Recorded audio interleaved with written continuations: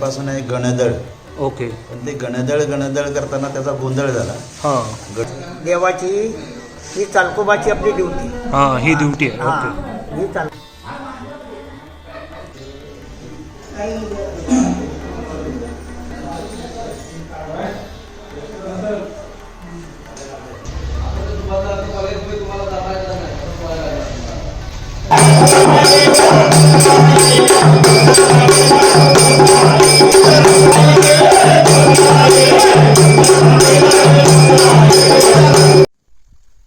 शुभ सकाळ मंडळी. आताच मस्त मी पूजा वगैरे केली आहे आणि आज आपल्याला जायचं आहे देवळामध्ये.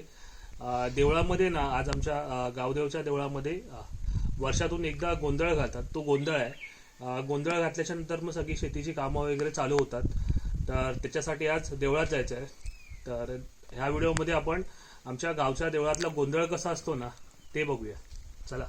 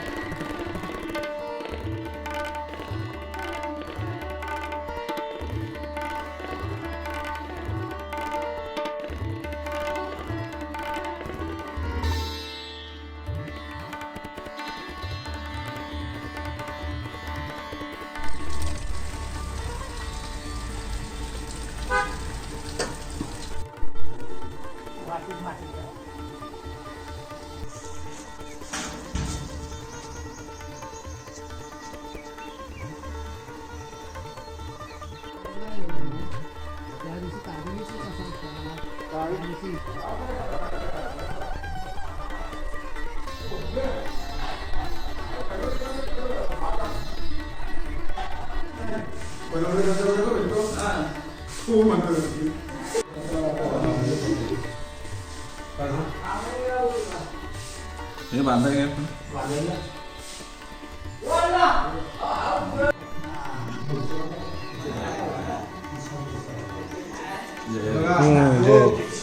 देवाची पावलं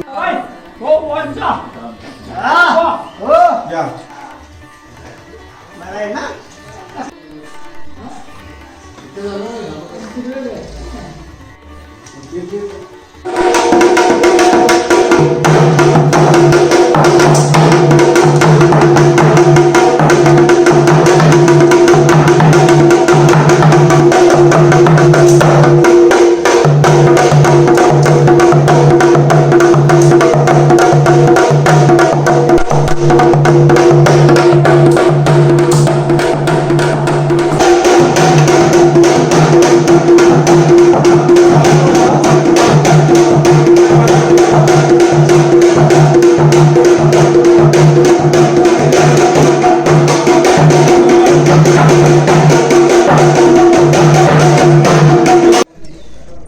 हे सगळे देवाचे दागिने आहेत.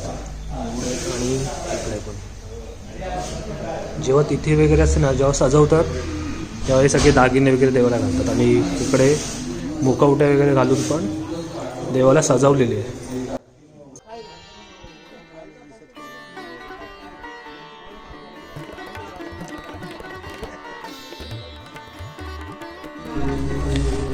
पूजा वगैरे पण झाली आहे आणि देवानं आता सजवलं आहे बघा किती मस्त.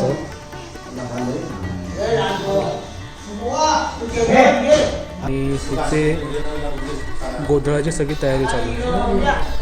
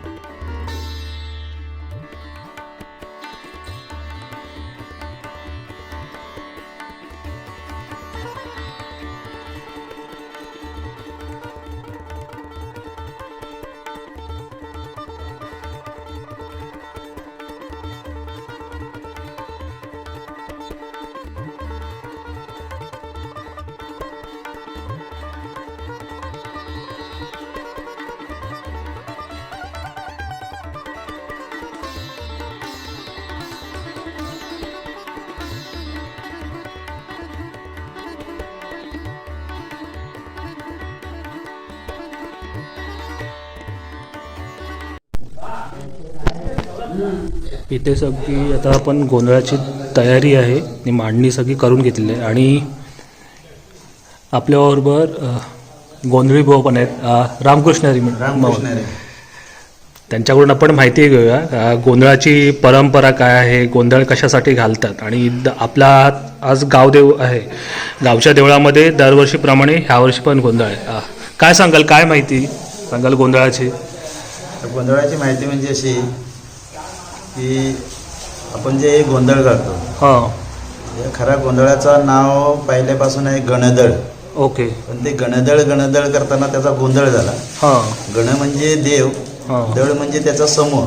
ओके. ते सगळे एकत्र येण्यासाठी हां, आणि एकमताने सगळे करण्यासाठी हा आदिमायेला आपण बोलून, म्हणजे प्रत्येक वेळी देवांवर जेव्हा संकट आले हां, तेव्हा त्या आदिमायेने येऊन त्यांच्यावरती संकट घालवलेले आहे. बरोबर. म्हणजे आपल्या कितीही घरामध्ये संकट आले तर पहिले आई त्याला सगळे पुरा पडते ना, तसं बरोबर. ती आईच आहे आपली.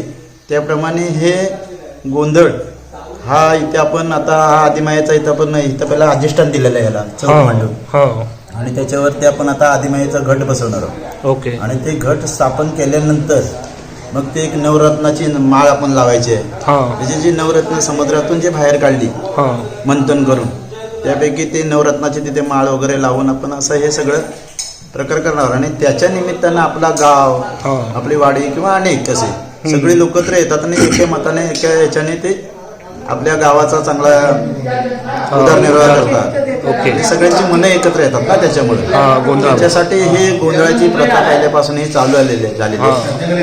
आणि आपण आता आपल्याला देवाची आठवण कधी होईल तर त्याचा एखादा कार्यक्रम केल्याशिवाय आपण देवळात पण येत नाही. बरोबर, आपण आता हिंदू धर्मामध्ये असं झालंय की बरेचशी लोक देवाला विसरत चाललेले आहे. बरोबर. मग तो निमित्त साधून ती लोक तरी आपल्याला इथे एकत्र येऊन त्या देवाची आठवण करतील हम्म, आणि त्याचं चिंतन होईल, त्याचं दर्शन होईल. बरोबर. त्या निमित्ताने हे सगळं पूर्वजांनी हे करून ठेवलेलं आहे की सगळी लोक एकत्र यावीत म्हणून. ओके. आणि असं पण आहे ना की आता आपली जी सराई झाल्याच्या नंतर शेतीच्या कामांमध्ये थोडासा आराम असतो आणि मग नंतरला पुन्हा कवल तोडणी वगैरे चालू होते. हा, म्हणजे आता आपण कसं आपली कोकणामध्ये कसं आहे, हां, आपले एकदा सराई झाली, मळण्या वगैरे झाल्या की म्हणजे आपली पूर्ण शेतीची कामं ठप्प होतात. हां, आणि पुन्हा आपण काय करतो, कवाळ तोडणीपासून मग परत आपण कामांना सुरुवात करतो. हां, मग त्याच्या आधी आपण एक देवाला आराधना करून हां, की बाबा आता आम्ही सगळे कामधंद्याला लागणार आहोत, आम्हाला ओके. सगळ्यांना सुखरूप ठेव. ओके. याच्यासाठी मग हा एक सोहळा त्याचा साजरा करायचा, त्याला आराधना करायची हां, आणि वर्षभराची मागणी पुन्हा त्याच्याकडे मागून घ्यायची की तू आमच्यावर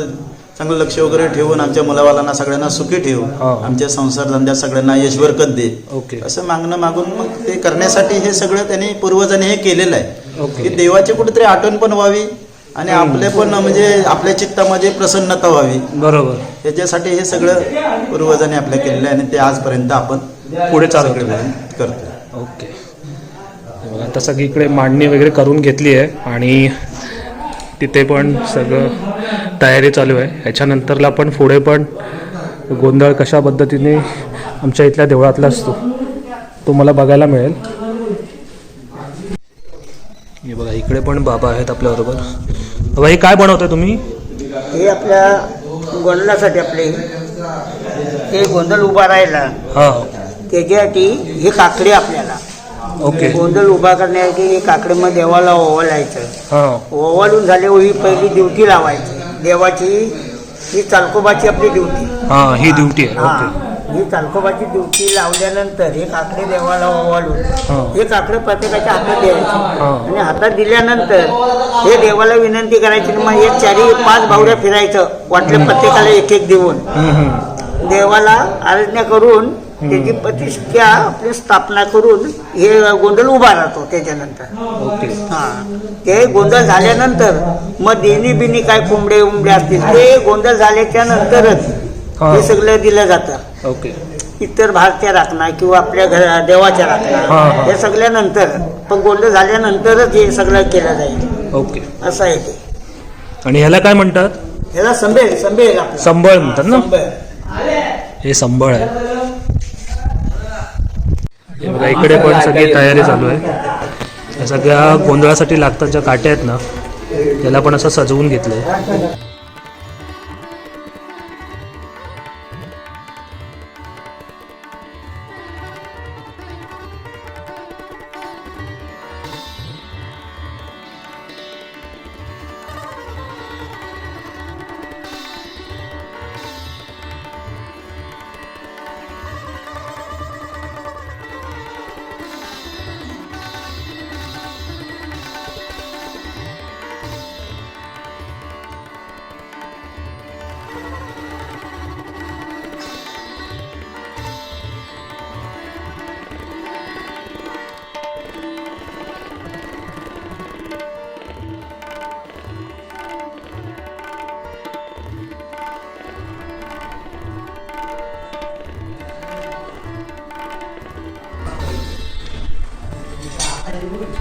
ह्या काट्या कसल्या वापरतो आपण?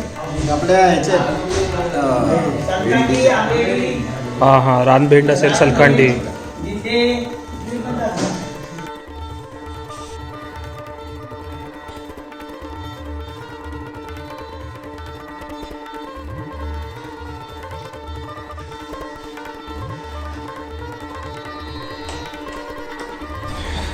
ती ड्युटीची तयारी सगळी. ड्युटी बनवलीत ना? ड्युटी.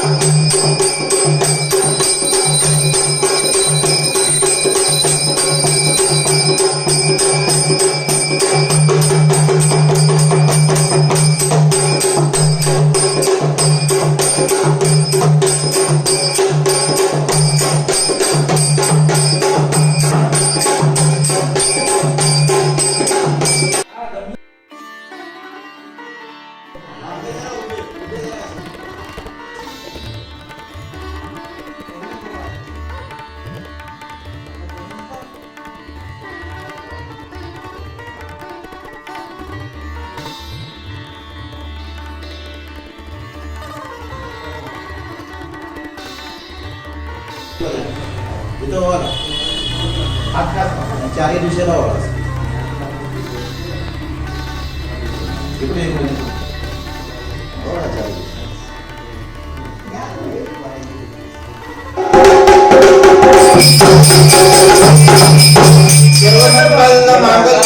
शिवे सर्वार्थ साधिके शरण्ये त्र्यंबके गौरी नारायणी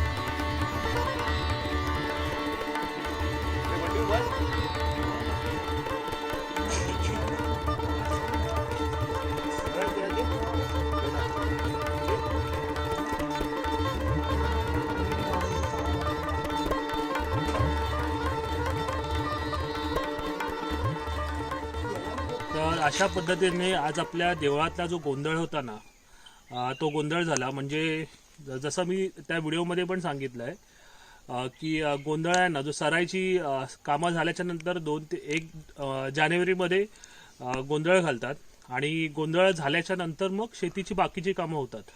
जसं की कवल तोडायचं असेल किंवा बाकी सगळी पुढची कामं गोंधळाच्या नंतरला चालू होतात. तर ह्या वेळेला मी गोंधळासाठी गावी होतो, त्यामुळे माझ्या पद्धतीने मी शूट करून गोंधळ तुमच्यापर्यंत आमच्या गावचा कसा असतो ना ते दाखवायचा प्रयत्न केला आहे. आणि जर हा व्हिडिओ तुम्हाला आवडला असेल तर व्हिडिओला लाईक करा, शेअर करा. चॅनलवरती नवीन असाल तर चॅनलला सबस्क्राईबसुद्धा करा.